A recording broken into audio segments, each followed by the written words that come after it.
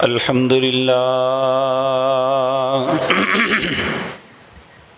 الحمد للہ نحمده ونستعینه ونستغفره ونعوذ باللہ من شرور انفسنا ومن سیئات اعمالنا من يهده الله فلا مضل له ومن يضلل فلا هادي له وأشهد أن لا إله إلا الله وحده لا شريك له وأشهد أن محمدًا عبده ورسوله أما بعد فإن خير الحديث كتاب الله وخير الحدي حدي محمد صلى الله عليه وسلم وشر الأمور محدثاتها وكل محدثة بدعة وكل بدعة ضلالة وكل ضلالة في النار رب اشرح لي صدري ويسر لي أمري واحلل عقدة من لساني يفقهوا قولي اللهم انفعنا بما علمتنا وعلمنا ما ينفعنا وزدنا علما ربي أوزعني أن أشكر نعمتك التي أنعمت علي وعلى والدي وأن أعمل صالحا ترضاه وأصلح لي في ذريتي إني تبت إليك وإني من المسلمين أعوذ بالله السميع العليم من الشيطان الرجيم بسم الله الرحمن الرحيم إن الله يأمر بالعدل والإحسان وإيتاء ذي القربى وينهى عن الفحشاء والمنكر والبغي يعظكم لعلكم تذكرون۔ حضرات محترم، یوں تو قرآن کریم کی ایک ایک آیت، اللہ کی کلام کا ایک ایک حرف اور ایک ایک نقطہ جو ہے یہ بہت قدر و قیمت رکھتا ہے، لیکن جو آیت آج میں نے آپ کے سامنے عرض کی ہے یہ سورۃ نحل، اس کی آیت نمبر 90 ہے۔ یہ قرآن کریم کے اندر وہ مارقۃ الآراء آیت ہے جس میں اللہ رب العزت 3 باتوں کا حکم دے رہے ہیں اور 3 باتوں سے منع کر رہے ہیں۔ جن 3 باتوں کا حکم دیتے ہیں وہ کیا ہیں؟ ان اللہ یأمر بالعدل، تیرا رب تمہیں حکم دیتا ہے عدل کا۔ عدل کیا ہے؟ جو آپ کا حق ہے وہ آپ لیں، جو دوسرے کا حق ہے وہ اسے دیں، ترازو کے اندر پورا تول کے، نہ اس کے حق کو آپ ماریں نہ وہ آپ کا حق لے۔ یہ تو ایک عام بات ہے، اس پہ نہ آپ کا اس پہ احسان ہے نہ اس کا آپ پہ احسان ہے۔ اور دنیا میں عدل ہی ہو جائے تو دنیا کی طرح بدل جاتی ہے۔ یہ بات مسلمان ہی نہیں، کافر بھی یہ بات سمجھتے ہیں۔ جب جرمن کی فوجیں برطانیہ کو مسلسل شکست دے رہی تھی تو اس وقت چرچل کو کسی نے کہا کہ ہم تو شکست کھا رہی ہیں، ہماری فوجوں کے قدم اکھڑ گئے۔ اس نے ایک سوال کیا، کہنے والے کو کیا ہماری عدالتیں عدل کرتی ہیں، انصاف کرتی ہیں؟ انہوں نے کہا ہاں عدالتیں تو انصاف کرتی ہیں، کہتے ہیں پھر ہمیں شکست نہیں ہو سکتی۔ یہ ایک کافر کی ذہنیت تھی. تو اللہ رب العزت عدل کے بدلے دنیا میں خیر بھر دیتے ہیں. اگر کوئی انسان گھر کا سربراہ ہے تو وہ اپنے گھر کے معاملات میں عدل کرے. اگر وہ علاقے کا سربراہ ہے تو وہ اپنے علاقے میں عدل کرے. اگر اللہ نے اسے منصب دیا ہے تو اپنے منصب کا فائدہ اٹھاتے ہوئے وہ اپنی رعایا پہ عدل کرے. تو اللہ اس قوم کے اندر خیر اور برکتوں کا نزول فرما دیتے ہیں. لیکن اللہ اس سے بھی آگے تقاضا کرتے ہیں، اور اسی کو آج کی مجلس میں عرض کرنا ہے. وہ ہے الاحسان. احسان کرو، احسان کرنا سیکھو. یہ اللہ ہر مسلم کو کہہ رہے ہیں. احسان کیا ہے؟ آپ اپنے حق میں سے دوسرے کے لیے چھوڑ دیتے ہیں. اور یہ بات اللہ کو اتنی خوبصورت لگتی ہے. ایک مرتبہ نبی کریم صلی اللہ علیہ وسلم آپ کے پاس ایک مہمان آیا. آپ نے اپنے گھروں میں پیغام بھیجا کہ کچھ کھانے کے لیے ہے، مہمان کو دیں. تو ہر گھر سے یہی بات آئی، آج کھانے کے لیے کچھ بھی نہیں، ہمارے اپنے لیے بھی کچھ نہیں.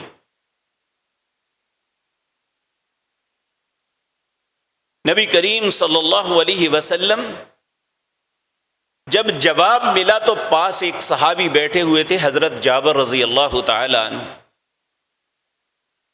حضرت ابو طلحہ رضی اللہ تعالی عنہ. انہوں نے جب یہ سنا تو کہنے لگے یا رسول اللہ میں آپ کے مہمان کی مہمان نوازی کروں گا. نبی کریم نے فرمایا لے جاؤ. وہ مہمان کو لے کے گھر گئے تو اپنی بیوی سے پوچھا، یہ اس وقت کی بات ہے جب ہجرت کر کے لوگ مدینہ منورہ میں آئے ہوئے تھے. ہر وقت ہر گھر میں ایک سختی کا ماحول تھا. جو مہاجرین تھے ان کی آباد کاری ہو رہی تھی، جو لوگ انصار تھے وہ اپنا تن من دھن ان پہ وار رہے تھے. یعنی ہر دونوں کے ہاں اتنی آسودگی نہیں تھی. تو وہ جب اپنے گھر لے گئے تو گھر والوں سے پوچھا کھانے کے لیے کچھ ہے؟ کہنے لگے نہ میرے لیے نہ آپ کے لیے، بچوں کے لیے کچھ ہے، وہ بچوں کو کھلانا ہے. تو کہنے لگے کسی طرح بچوں کو سلا دیں. اللہ کے نبی کا مہمان ہے، میں اسے لے کے آیا ہوں، اسے کھانا کھلانا ہے. انہوں نے جیسے تیسے بھی بچوں کو سلا دیا. تو اپنی زوجہ سے کہنے لگے کہ عرب کا دستور یہ ہے کہ مہمان کے ساتھ میزبان کھانا نہ کھائے تو مہمان نہیں کھاتا. تو کہا جب تم کھانا لا کے رکھو تو جو مشعل ہے، یعنی جو لائٹ جو ہے، دیوا جل رہا ہے، اسے پھونک مار کے بجھا دینا. میں منہ سے آوازیں نکالتا رہوں گا، وہ سمجھے گا میں بھی اس کے ساتھ کھا رہا ہوں، اس کا پیٹ بھر جائے گا. اب یہ منظر رات کے اندھیرے میں ہوا. تو جب صبح حضرت ابو طلحہ رضی اللہ تعالی عنہ نبی کریم کی خدمت میں حاضر ہوئے فجر کی نماز کے وقت، تو نبی کریم نے کہا ابو طلحہ اپنے مہمان کے ساتھ کیا کیا؟ ایک دم تو وہ ٹہک گئے، میں نے کیا کر دیا ہے جی؟ کہا اللہ نے تیرے لیے آیتیں نازل کر دی ہیں. سورت حشر کی آیت وَيُؤْثِرُونَ عَلَىٰ أَنفُسِهِمْ وَلَوْ كَانَ بِهِمْ خَصَاصَةٌ، کہ وہ اپنی ضرورت ہونے کے باوجود دوسروں کی ذات کو ترجیح دیتے ہیں. اور قیامت تک جب قرآن کی تلاوت ہوتی ہے، جب کوئی سورت حشر پڑھتا ہے، تو اس احساس کرنے والے، اس احسان کرنے والے کی بات کو ضرور پڑھا جاتا ہے. وَيُؤْثِرُونَ عَلَىٰ أَنفُسِهِمْ وَلَوْ كَانَ بِهِمْ خَصَاصَةٌ. اس لیے اے امت رسول صلی اللہ علیہ وسلم، ہمیں صرف عدل پہ نہیں رہنا، اللہ ہمیں احسان کا حکم دیتا ہے. احسان دو قسم کا ہے، ایک ہے اللہ کا احسان اور اس کا بدلہ، ایک ہے مخلوق پہ احسان۔ اللہ رب العزت قرآن عزیز سورۃ الرحمن میں کہتے ہیں هل جزاء الاحسان الا الاحسان، یہ تو بتاؤ کیا احسان کا بدلہ احسان کے علاوہ بھی کچھ ہو سکتا ہے؟ آج کیفیت یہ ہے، ایک لوگ عمومی طور پہ ایک حضرت علی رضی اللہ تعالی عنہ کی طرف بات منسوب کرتے ہیں کہ جس پہ احسان کرو اس کے شر سے ڈرو۔ سیدنا علی نے کہیں نہیں کہا، کیونکہ سیدنا علی قرآن کو ہم سے بہت بہتر سمجھنے والے تھے، وہ قرآن کے خلاف کیسے بات کر سکتے ہیں؟ ان لوگوں کے تو قرآن نس نس میں تھا۔ سیدنا عبداللہ بن مسعود رضی اللہ تعالیٰ عنہ کہتے ہیں، سیرت ابن اسحاق کی المغازی میں یہ بات موجود ہے کہ نبی کریم صلی اللہ علیہ وسلم پر قرآن کی جب کوئی آیتیں اترتی، آپ پہلے مردوں کی جماعت کے سامنے آ کے پیش کرتے، انہیں سناتے، پھر آپ خواتین کی جماعت کے سامنے جاتے، انہیں وہ آیات سناتے۔ آپ فرماتے ہیں اللہ کی قسم جس کے قبضے میں میری جان ہے، ہم 10 آیتیں نبی کریم سے سنتے، انہیں یاد کرتے، پھر جب تک ان پہ عمل نہیں کر لیتے اگلی آیت سنتے ہی نہیں تھے۔ یعنی قرآن کریم سننے کے ساتھ ساتھ اس پہ عمل کرنے والے لوگ۔ اور سیدنا علی یہ تو سیدنا عبداللہ بن مسعود سے بھی بہت افضل تھے، تو وہ کیسے ممکن ہے ایسی بات کرتے جو اللہ کی شریعت کے خلاف ہے؟ اللہ رب العزت نے ہمیں حکم دیا حل جزاء، یعنی وہ بات میں اس لیے میں عرض کر رہا ہوں، اس میں احسان کرنے کا رد ہے کہ احسان کرو گے تو وہ شر کرے گا۔ بھائی وہ شر کرے گا تو برائی اپنے ذمے لے گا، ہمیں جو حکم ہے وہ کرنا چاہیے۔ اس لیے سیدنا علی رضی اللہ تعالی عنہ نے ایسی کوئی بات نہیں کی کہ جس پہ احسان کرو اس کے شر سے ڈرو۔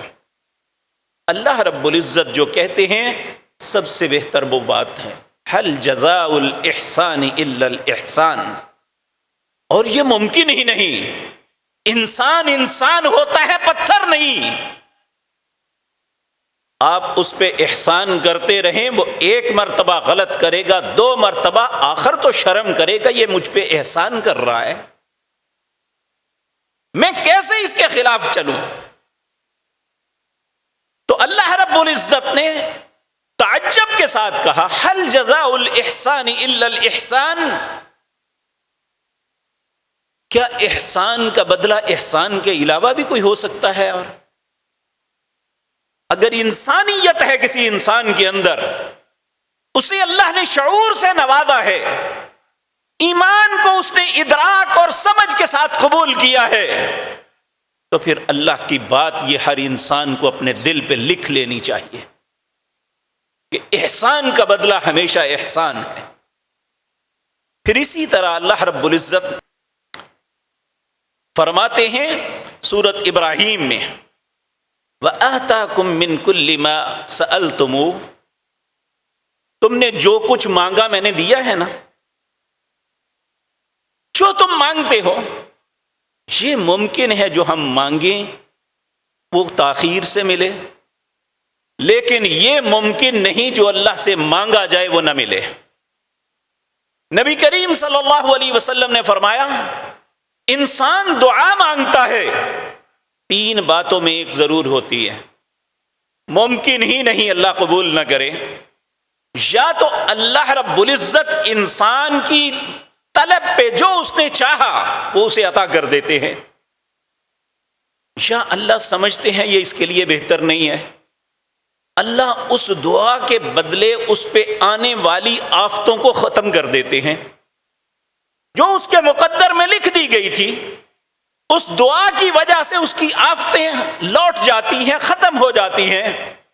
بلکہ ایک حدیث میں آتا ہے دعا آسمان کی طرف چڑھتی ہے، آسمان سے آفتیں اس بندے کے لیے نازل ہوتی ہیں۔ یہ دعائیں جو انسان مانگتا ہے ان آفتوں کے ساتھ لڑتی ہیں، انہیں زمین پہ آنے سے روکتی ہیں۔ نبی کریم نے فرمایا قیامت قائم ہو جاتی ہے، وہ زمین تک ان آفتوں کو نہیں آنے دیتی جو ابن آدم دعا کرتا ہے، تو وہ دعا سے کبھی محروم نہیں ہوتا۔ اگر دونوں معاملے نہ ہوں تو تیسرا معاملہ یہ ہوتا ہے اللہ قیامت کے دن کے لیے اس کا ذخیرہ بنا دیتا ہے۔ جب وہ دعائیں جو ہماری بظاہر ہمارے ذہن کے مطابق قبول نہیں ہوئی، یعنی دنیا میں ہمیں ان کا ثمرہ نہیں ملا، جب قیامت کے دن اللہ ان دعاؤں کا بدلہ عطا کریں گے تو نبی کریم فرماتے ہیں جن کی دعائیں قبول ہوں گی وہ لوگ اس وقت حسرت کریں گے کاش میری بھی کوئی نہ قبول ہوئی ہوتی، آج مجھے بھی یہ مل جاتا۔ اس لیے یہ بات یاد رکھیں، اللہ سے مانگنے والا کبھی محروم نہیں ہوتا۔ تو اللہ فرماتے ہیں وَآتَاكُم مِّن كُلِّ مَا سَأَلْتُمُوهُ، جو تم اللہ سے مانگتے ہو وہ دیتا ہے تمہیں۔ جب وہ دیتا ہے وَإِن تَعُدُّوا نِعْمَةَ اللَّهِ لَا تُحْصُوهَا، اس نے اتنا کچھ تمہیں دیا ہے، اگر صرف تم گننا چاہو، کیلکولیٹ کرنا چاہو تو گن نہیں سکتے۔ دنیا میں ریاضی کے اندر وہ فیگر بنے ہی نہیں جو اللہ کی نعمتوں کو شمار کر سکے۔ وَإِن تَعُدُّوا نِعْمَةَ اللَّهِ لَا تُحْصُوهَا۔ اب سوال یہ پیدا ہوتا ہے کیا نعمتیں ہیں اللہ کی؟ میرے عزیز بھائیو، یہ انسان کا جسم ہی لے لیں، انسان کا جسم صرف لے لیں۔ ایک شخص ہیں پروفیسر محمود فلکی رحمہ اللہ، انہوں نے قرآن کی تفسیر لکھی ہے سائنس کی روشنی میں۔ قرآن اور سائنس، اس میں انہوں نے اس کا مشاہدہ کیا ہے۔ میں بات کر رہا ہوں، آپ میری بات کو سن رہے ہیں۔ یہ ہمارے کان کے اندر جو مشینری بنی ہوئی ہے یہ 1 انچ قطر کے اندر ہے، اور وہ کہتے ہیں کہ ہمیں میڈیکل سائنس بتاتی ہیں کہ 14,000 گراریاں ہیں جو گھومتی ہیں، تو اس کے بعد انسان دوسرے کی بات کو کیچ کرتا ہے اور یہ وہ اس کی آواز اس کے ذہن تک پہنچاتی ہے۔ 14,000 صرف 1 انچ کے اندر۔ یہ آنکھ ہے، اس کے اندر 1.5 لاکھ کے قریب خلیے ہیں۔ دنیا میں ابھی تک جدت انتہاؤں پہ ہے، لیکن ابھی تک کوئی اتنا کیمرہ ایجاد نہیں ہوا۔ آپ دنیا کا کوئی فاسٹ کیمرہ بھی لے لیں، وہ ایک خاص زاویے پہ تصویر لے گا، لیکن آپ کی آنکھ ایک لمحے میں ہزاروں لوگوں کی تصویر لے رہی ہے۔ پھر آپ کی آنکھ کے کیمرے کی مرضی ہے کس تصویر کو اپنے ذہن میں محفوظ کرنا ہے اور کسے ڈیلیٹ کر دینا ہے، یہ آپ کی مرضی ہے۔ لیکن اگر آپ آج موبائل دیکھ لیں، اس میں ہمیں ڈیلیٹ کرنا پڑتا ہے کہ یہ مجھے نہیں چاہیے، اس کو بھی ڈیلیٹ کر دو، اس کو بھی، یہ میں نہیں رکھنا چاہتا۔ لیکن یہاں کسی بٹن کو آن آف نہیں کرنا پڑتا، بس آپ سوچ لیں کہ میں نے اس کو نہیں دیکھنا، میں صرف فلاں کو دیکھنا ہے، تو آپ کی آنکھ صرف وہی آپ کو دکھائے گی، آپ کے ذہن میں وہی فوکس رہے گا۔ وَإِن تَعُدُّوا نِعْمَةَ اللَّهِ لَا تُحْصُوهَا۔ میرے عزیز بھائیو، اس سے بڑی اللہ کی نعمتیں کیا ہو سکتی ہیں؟ وَإِن تَعُدُّوا نِعْمَةَ اللَّهِ، یہ اللہ کی نعمتیں ہیں، تم انہیں شمار نہیں کر سکتے۔ آپ دیکھیں، جدید زمانہ ہے، جگر کا ٹرانسپلانٹ ہوتا ہے، ایک شخص کا جگر سکڑ جاتا ہے، ختم ہو جاتا ہے، وہ انسان کا خون بنانا بند کر دیتا ہے، انسان کا رنگ کالا، اس کا جسم موٹاپا اور سوج جاتا ہے۔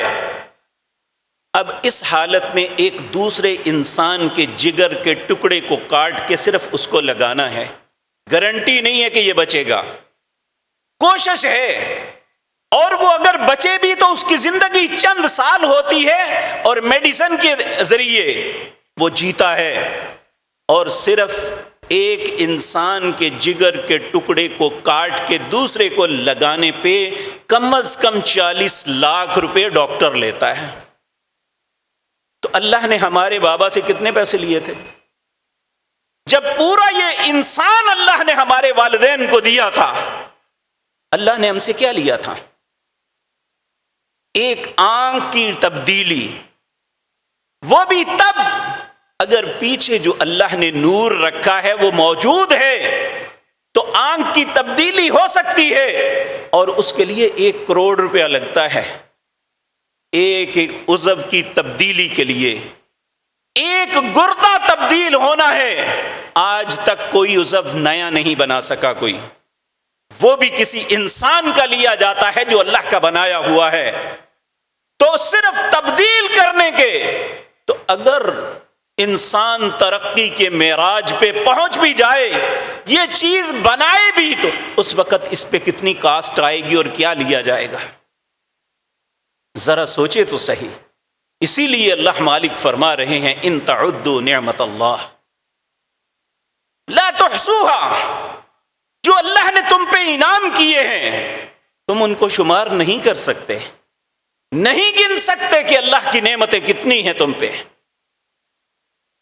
تو اللہ رب العزت جو زمین و آسمان پہ ہمارے لیے یہ انسان کو اپنی جوڑ دیں، اللہ فرماتے ہیں الم تروا ان اللہ سخر لکم ما فی السماوات وما فی الارض واسبغ علیکم نعمہ ظاہرۃ وباطنہ، کیا تم نہیں دیکھتے اللہ نے زمین و آسمان کی ہر چیز کو تمہارے کام پہ لگایا ہوا ہے۔ سورج اگر نکلتا ہے روشنی دیتا ہے، اس کی تمازت تمہارے لیے ہے، تمہارے کھانے کے پھل ترکاریاں کو پکانے کے لیے ہے، شام کی روشنی تمہارے پھلوں میں مٹھاس پیدا کرنے کے لیے ہے، ستاروں کا نکلنا تمہارے راستے بتانے کے لیے ہے۔ زمین و آسمان کی ہر چیز اللہ فرماتے ہیں میں نے تمہارے لیے بنائی ہے، ہر چیز کو تمہارے لیے کام پہ لگا رکھا ہے۔ وَأَسْبَغَ عَلَيْكُمْ نِعْمَهُ ظَاهِرَةً وَبَاطِنًا، اور بے شمار ایسی چیزیں ہیں جو اپنی آنکھوں سے دیکھتے ہو، اور بے شمار ایسی چیزیں ہیں جو تمہیں نظر نہیں آتی لیکن تمہارے فائدے کے لیے وہ مسلسل کام کر رہی ہے۔ آپ دیکھیں میرے عزیز بھائیوں، کھانا کھانا ہماری زندگی کی ضرورت ہے۔ جب انسان کھانا کھاتا ہے تو انسان کے نظام انہضام میں وہ جاتا ہے، جب وہ کھانا ہضم ہو کے اس کی انرجی بنتی ہے تو جسم کے اندر ایسے خلیے ہیں جو اللہ کی مخلوق کی تعداد سے بھی زیادہ ہیں، ہر خلیہ اپنی غذا لے کے وہاں تک پہنچاتا ہے جس کے لیے اللہ نے ڈیوٹی لگائی ہے۔ کچھ ایسے خلیے ہیں جو وہاں سے انرجی لے کے آنکھ تک پہنچاتے ہیں، کچھ کان تک پہنچاتے ہیں۔ جس طرح ہر چیز کو پیٹرول کی انرجی کی ضرورت ہوتی ہے، انسان دیکھتا ہے اسے انرجی کی ضرورت ہے، سنتا ہے اسے انرجی کی ضرورت ہے، بولتا ہے اسے انرجی کی ضرورت ہے، یہ چلتا ہے کام کرتا ہے اسے انرجی کی ضرورت ہے۔ اس کی غذا میں جو انرجی بنتی ہے اللہ کی وہ ساری مخلوق انرجی وہاں تک پہنچانے کا انتظام کرتی ہے۔ اس لیے اللہ کہتے ہیں وَإِن تَعُدُّوا نِعْمَةَ اللَّهِ لا تحصوها، اگر اللہ کی نعمتوں کو شمار کرو گے تو نہیں کر سکو گے۔ لیکن پھر بھی انسان اس کی کیفیت کیا ہے؟ وَمِنَ النَّاسِ مَن يُجَادِلُ فِي اللَّهِ بِغَيْرِ عِلْمٍ وَلَا هُدًى وَلَا كِتَابٍ مُنِيرٍ، یہ اللہ کے معاملے میں جھگڑا کرتا ہے، اس کی ذات کے متعلق ہی یہ اپنے تصورات نہیں صحیح بناتا، نہ یہ ہدایت پہ رہتا ہے، اور کتاب منیر کا بھی انکار کرتا ہے۔ چمکتی ہوئی جو کتاب اللہ نے قرآن کی صورت میں دی، پھر دوسرے مقام پہ اللہ فرماتے ہیں اللہ الذی جعل لکم الارض قرارا، اس زمین کو اللہ نے تمہارے قرار، اطمینان کے سکون کے لیے بنایا ہے۔ والسماء بناء، آسمان کو چھت بنایا ہے۔ وَصَوَّرَكُمْ، ذرا اپنے چہروں کو دیکھو، فَأَحْسَنَ صُوَرَكُمْ، کتنا خوبصورت تمہارا چہرہ بنایا ہے۔ پھر صرف چہرہ بنا کے چھوڑ نہیں دیا، وَرَزَقَكُم مِّنَ الطَّيِّبَاتِ، اللہ تمہیں پاکیزہ روزیاں عطا کرتا ہے۔ ذَلِكُمُ اللَّهُ رَبُّكُمْ، لوگو یہ تمہارا رب ہے جو یہ سب کچھ تمہارے لیے کرتا ہے۔ فَتَبَارَكَ اللَّهُ، تمہارا رب ہی سب سے بابرکت ہے، رب العالمین، وہ تمہارا ہی نہیں سارے جہانوں کا وہی رب ہے۔ میرے عزیز بھائیو، جب اللہ کے اتنے احسان ہیں تو اب سوال یہ پیدا ہوتا ہے، اللہ کے احسانات کا بدلہ کیا دے سکتے ہیں؟ نبی کریم صلی اللہ علیہ وسلم آپ ایک مرتبہ مسجد نبوی میں تشریف فرما تھے۔ ایک شخص سفید لباس میں، بڑا خوبصورت کالے گنگریالے بال داخل ہوا۔ لوگوں نے اسے دیکھا تو بڑا تعجب ہوا، یہ مدینہ کا رہنے والا نہیں، مدینہ کے ارد گرد کسی بستی کا رہنے والا نہیں، اور اس پہ سفر کے کوئی آثار بھی نہیں، یہ کون ہے؟ سارے لوگوں کو درمیان میں گزرتا ہوا نبی کریم صلی اللہ علیہ وسلم کے پاس آ کے بیٹھتے ہوئے بڑے فرینکلی آپ کی رانوں پہ ہاتھ رکھ دیتا ہے۔ ہمیں اور تعجب ہوا کہ کسی امتی کی تو یہ جرت نہیں ہوتی کہ وہ نبی کریم کے سامنے آنکھیں بھی اٹھائے، کوئی سوال ایسا چبھتا ہوا کرے کسی، یہ آخر کون ہے؟ یہ تعجب سے سب لوگ دیکھتے ہیں۔ اچانک وہ سوال کرتا ہے، اخبرنی عن الاسلام، مجھے خبر دیجئے اسلام کیا ہے؟ نبی کریم نے اسلام کا بتایا۔ دوسرا سوال کیا، اخبرنی عن الایمان، ایمان کیا ہے؟ نبی کریم نے اس کا جواب دیا۔ جب جواب دیا کہنے لگا صدقت، آپ نے سچ کہا۔ ہمیں اور تعجب ہوا، سوال کر رہا ہے، سوال کے جواب میں کہتا ہے آپ نے سچ کہا ہے۔ پھر تیسرا سوال آج کی مجلس میں جو بات عرض کرنی ہے اس کے متعلقہ یہ ہے، اس نے کہا مل احسان، احسان کیا ہے؟ تو احسان کی تعریف نبی صلی اللہ علیہ وسلم نے یہ فرمائی، ان تعبد اللہ کأنک تراہ، یہ اللہ کے احسانات کے بدلے میں ہم اظہار تشکر کے لیے یہ کریں کہ اللہ کی عبادت اس طرح کرو جس طرح اللہ کو دیکھ رہے ہو۔ اگر ایسا نہیں، فَإِن لَّمْ تَكُن تَرَاهُ، اگر یہ کیفیت پیدا نہیں ہو رہی تو کم از کم یہ تو ہو فَإِنَّهُ يَرَاكَ، تمہارا رب تمہیں دیکھ رہا ہے۔ تو جب انسان کی کیفیت یہ ہو کہ میرا رب مجھے دیکھ رہا ہے، آپ دیکھیں نا، ہم اگر کسی محکمے میں یا کسی جگہ کام کرتے ہیں اور ہمارا باس یا مالک دیکھ رہا ہے تو اس وقت ہم بڑی محنت سے، بڑی کوشش سے کام کریں گے، ارد گرد کوئی توجہ نہیں کریں گے، اپنے کام پہ پوری طرح یہ خوش ہو جائے۔ تو جب ہم یہ سوچیں گے اللہ کی عبادت کے وقت، یا تو ہم اپنے رب کو دیکھ رہے ہیں یا ہمارا رب ہمیں دیکھ رہا ہے، پھر اس پہ پورا اطمینان اور پوری توجہ ہوگی۔ ہم اللہ کے احسانات کا بدلہ تو نہیں دے سکتے، اللہ کے احسانات کا شکر یہ ہے کہ ہم اس کی عبادت اس طرح کریں کأنک ترا، جس طرح وہ ہمیں دیکھ رہا ہے۔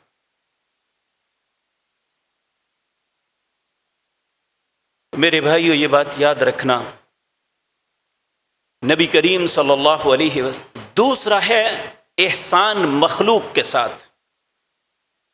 مخلوق کے اندر ہم پہ سب سے زیادہ احسانات اگر کسی کے ہیں تو وہ جناب محمد الرسول اللہ کی ذات مطہرہ کے ہیں صلی اللہ علیہ وسلم، کیونکہ ہمارے پاس جتنے بھی خیر کے رستے آئے ہیں وہ نبی کریم کے پاس سے آئے ہیں۔ ہمیں جتنے بھلائی کے رستے بتائے گئے ہیں وہ رسول اللہ نے بتائے ہیں۔ اور یاد رکھیں، نبی کریم کے احسانات کا بدلہ بھی ہم نہیں دے سکتے، لیکن ان کا شکر یہ ہے کہ ہم ان کی ذات مطہرہ پر درود پڑھا کریں۔ اور خصوصاً یہ جمعہ کا دن نبی کریم نے اسپیشلی بتایا۔ میرے بھائیو، اللہ اس بات پہ کتنا خوش ہوتا ہے نبی کریم نے فرمایا من صلی علی مرتن، جس بندے نے ایک مرتبہ میری ذات پہ درود بھیجا، صلی اللہ علیہ 10 مرات، اللہ اس پہ 10 دفعہ رحمتیں بھیجے گا۔ تو میرے بھائیو، یہ ہمارا آپ پہ احسان نہیں ہے، نبی کریم نے جو ہمارے لیے کوششیں کی، نبی کریم نے جو ہمیں خیر کے رستے بتائے، نبی کریم نے ہمیں جو زندگی کا ڈھنگ دیا، نبی کریم نے انسانیت کا جو درس دیا، اس کا تقاضا یہ ہے کہ ہم نبی کریم کے احسانات کو یاد رکھیں، اور اس کا شکر یہ ہے کہ آپ کی ذات مطہرہ پر درود پڑھا جائے۔ اور تیسرا میرے پیارے بھائیوں، انسان کا انسان کے ساتھ ہم ایک دوسرے کے مقابلے میں سب برابر ہیں، انسان ہونے کے ناطے اعمال کے اعتبار سے ہم سے بے شمار لوگ افضل ہیں اور بے شمار لوگ مفضول ہیں۔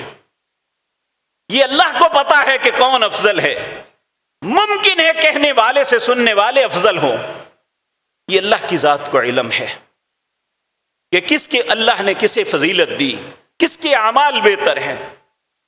اس لیے یہ بات یاد رکھیں، اللہ رب العزت نے سورۃ البقرہ میں فرمایا وَأَحْسِنُوا، احسان کرو، کیوں؟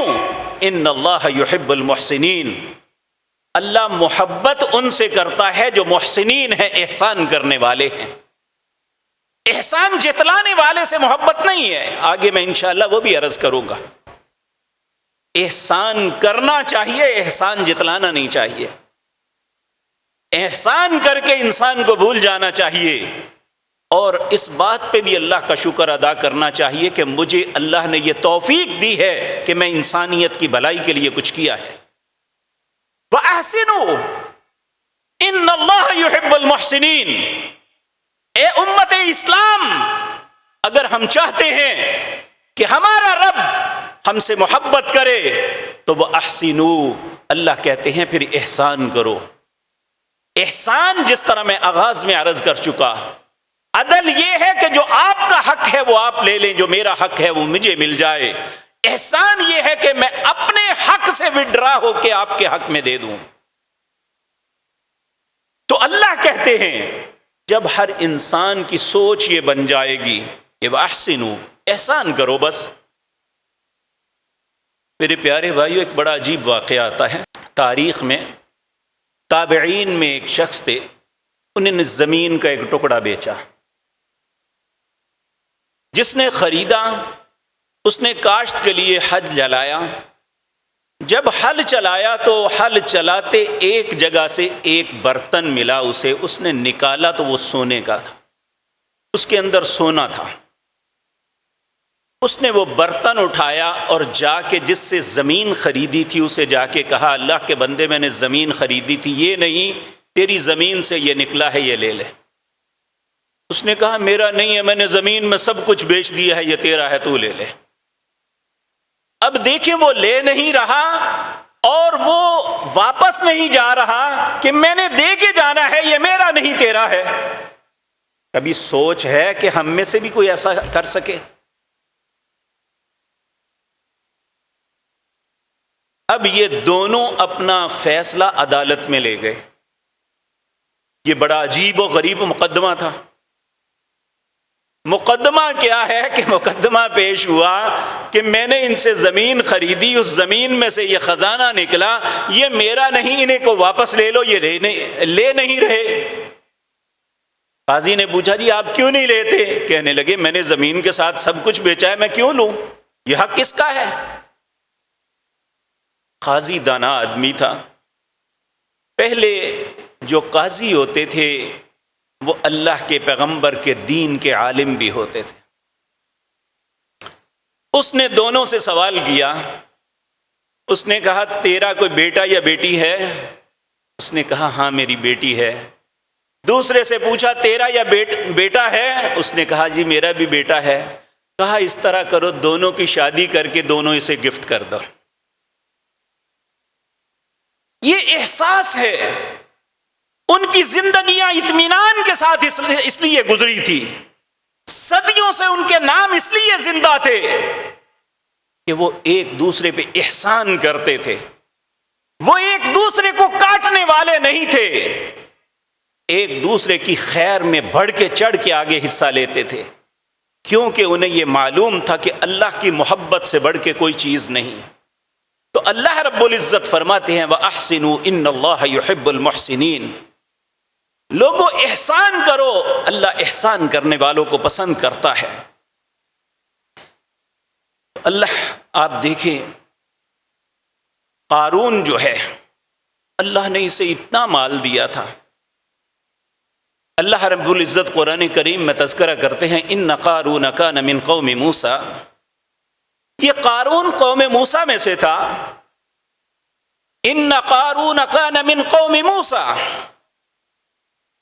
موسیٰ کی قوم سے تھا، اور اس کے پاس اتنے خزانے تھے کہ اس خزانوں کی چابیاں جو ہیں ایک بہت بڑی جماعت اٹھاتی تھی، خزانے نہیں، ان خزانوں کی چابیاں بہت بڑی جماعت اٹھاتی تھی۔ جب اس نے بڑا تکبر اور غرور کیا اس بات پہ، تو اللہ کے نبی نے انہیں کہا وَابْتَغِ فِيمَا آتَاكَ اللَّهُ الدَّارَ الْآخِرَةَ وَلَا تَنْسَ نَصِيبَكَ مِنَ الدُّنْيَا وَأَحْسِنْ كَمَا أَحْسَنَ اللَّهُ۔ تو آخرت کے گھر کو سوچ، اتنا دنیا پہ نہ ریجھ۔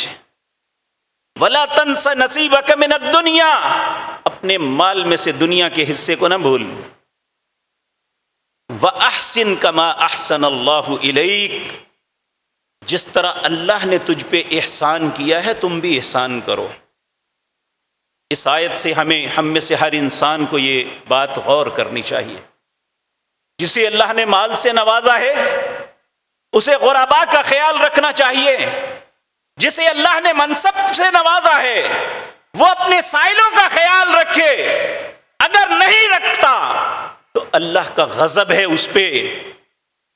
میرے پیارے بھائیوں، اس امت کے سب سے افضل انسان سیدنا ابو بکر صدیق رضی اللہ تعالی عنہ، آپ کی خالہ زاد بہن تھی جن کا نام عاتقہ تھا، ان کا بیٹا تھا مصطح بن اساسہ، حضرت ابو بکر کے رشتہ دار تھے، اور حضرت ابو بکر نے ان کا ماہانہ وظیفہ لگایا ہوا تھا۔ جب سیدہ عائشہ پہ تہمت لگی، اس تہمت کے اندر دو مسلمانوں میں نیک لوگوں میں دو مرد اور ایک عورت بھی شامل ہو گئی۔ الزام لگانے والے منافق تھے، عبداللہ بن ابی بن سلول اور اس کے ساتھی، لیکن اس پراپوگنڈے کا شکار ہو کے ان لوگوں نے بھی بات کر دی۔ ان میں یہ مصطح بھی تھا، مصطح بن اساسہ۔ جب اللہ نے سید عائشہ کی بریت کے لیے سورۃ نور کی آیتیں نازل فرمائی کہ اللہ نے کہا ھذا بہتان عظیم، یہ بہت بڑا بہتان ہے جو میری بندی پہ لگایا گیا۔ سید عائشہ کہتی ہے میں نے کبھی سوچا بھی نہیں تھا کہ میری بریت کے لیے اللہ قرآن کی آیتیں نازل کریں گے جو لوگ تلاوت کریں گے۔ کہتے ہیں حضرت ابو بکر چونکہ ایک مہینہ تک نبی کریم سیدنا ابو بکر اور سیدنا ابو بکر کی زوجہ یعنی سیدہ عائشہ کی والدہ سیدہ عائشہ اور صفوان بن معطل جن کے ساتھ الزام لگایا گیا تھا کتنے کرب میں گزرے ہوں گے، اور وہ شخص جو نبی کریم کے گھرانے کا ادنا خادم تھا اس کے متعلق یہ الزام لگایا جائے کہ اس نے نبی کی گھر کی عزت کو پامال کیا ہے، اس بیچارے کی کیا کیفیت ہوگی۔ جب اللہ نے بریت کی آیتیں نازل فرمائی تو اس وقت حضرت ابو بکر نے قسم اٹھا لی آج کے بعد میں مصطح کی کبھی کوئی مدد نہیں کروں گا۔ اللہ کو یہ بات اچھی نہ لگی، اللہ نے اس بات پہ بھی آیت اتار دی وَلَا يَأْتَلِ أُولِي الْفَضْلِ مِنْكُمْ وَالسَّعَةِ أَنْ يُؤْتُوا أُولِي الْقُرْبَى وَالْمَسَاكِينَ وَالْمُهَاجِرِينَ فِي سَبِيلِ اللَّهِ وَلْيَعْفُوا وَلْيَصْفَحُوا أَلَا تُحِبُّونَ أَنْ يَغْفِرَ اللَّهُ لَكُمْ وَاللَّهُ غَفُورٌ رَحِيمٌ۔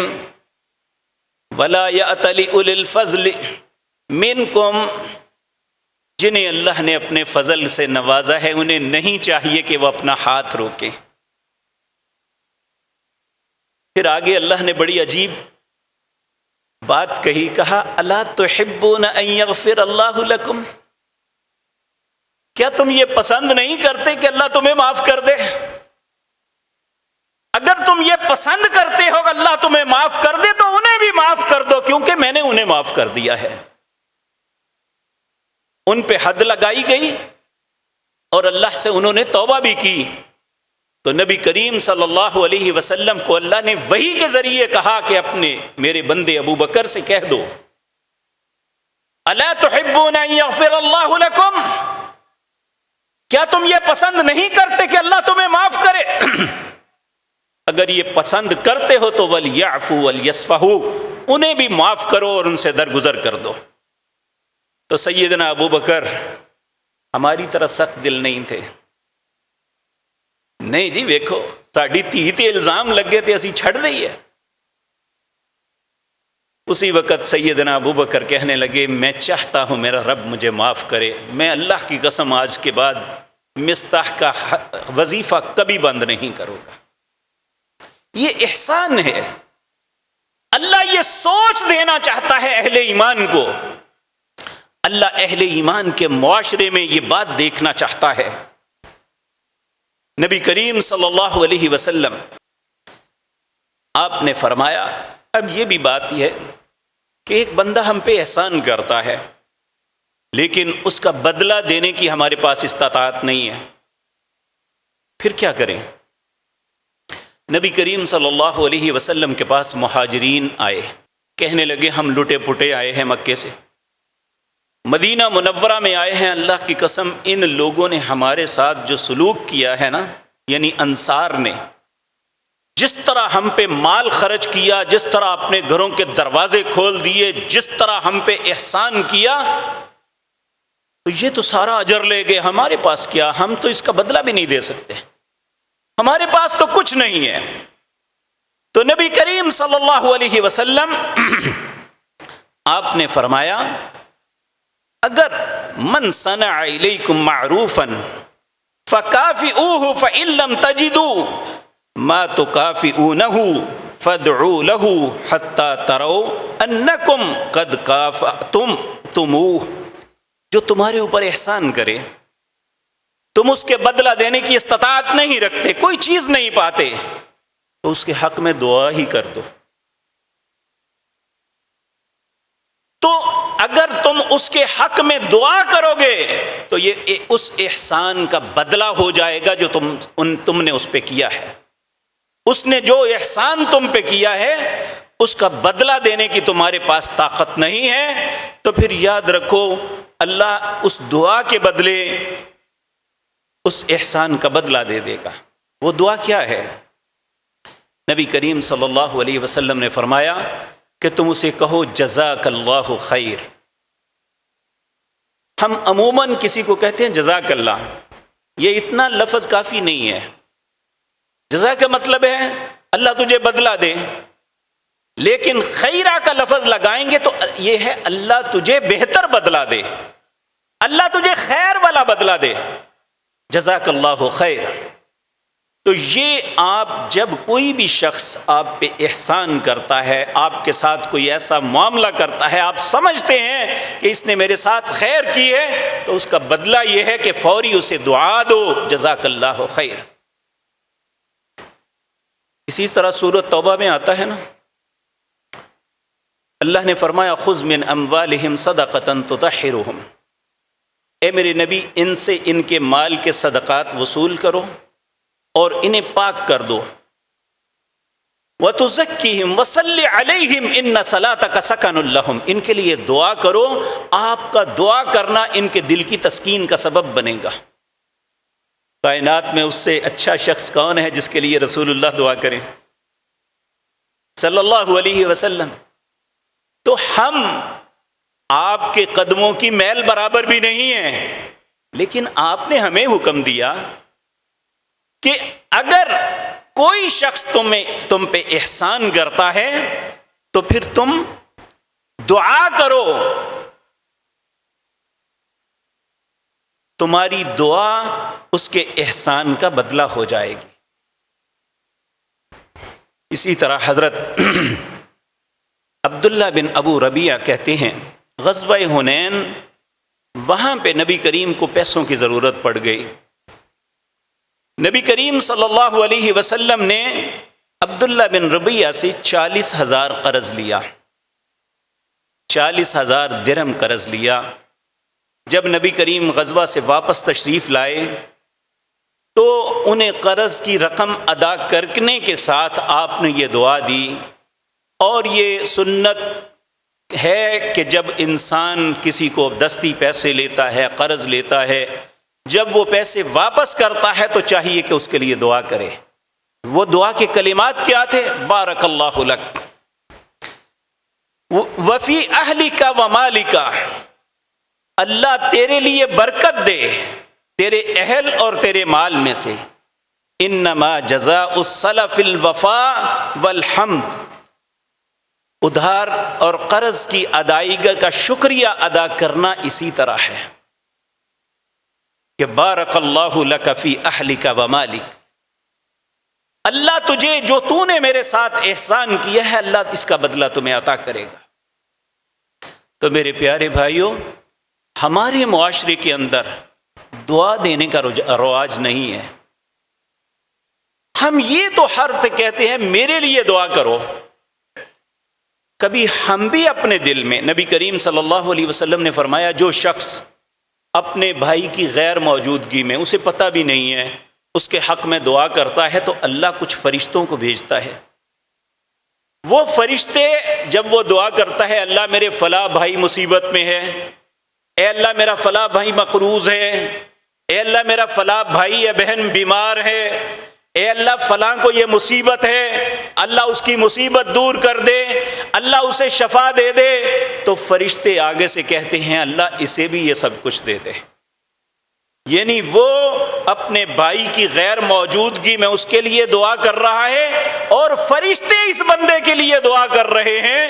آپ یہ دیکھیں هل جزاء الاحسان الا الاحسان، اللہ کہتے ہیں کیا احسان کا بدلہ احسان نہیں تو کیا ہے؟ اگر انسان اپنے بھائی کے ساتھ خیر خواہی کے ساتھ، ہمارے معاشرے میں یہ نہیں رواج کہ ہم کسی کی غیر موجودگی میں اخلاص کے ساتھ اس کے لیے دعا کریں، کسی مصیبت زدہ کا پتہ چلے تو ہم کہیں یا اللہ اس پہ معاف کر دے، اللہ اس پہ رحم کر دے۔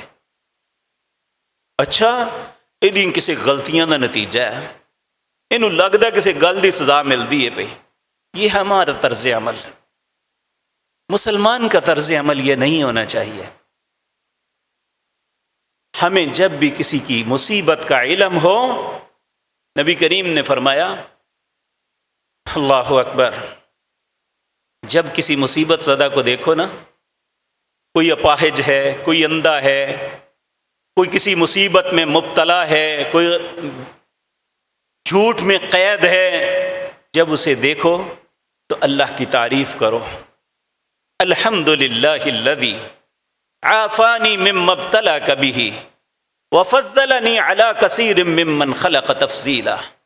تمام تعریفیں اس اللہ کے لیے ہیں، عافانی مما ابتلاک بہ، جس مصیبت میں اللہ نے تمہیں ڈالا ہے مجھے اس سے عافیت عطا کی ہے، وفضلنی علی کثیر ممن خلق تفضیلا، اور اللہ نے اپنی بہت سی مخلوق میں مجھے فضیلت عطا کی۔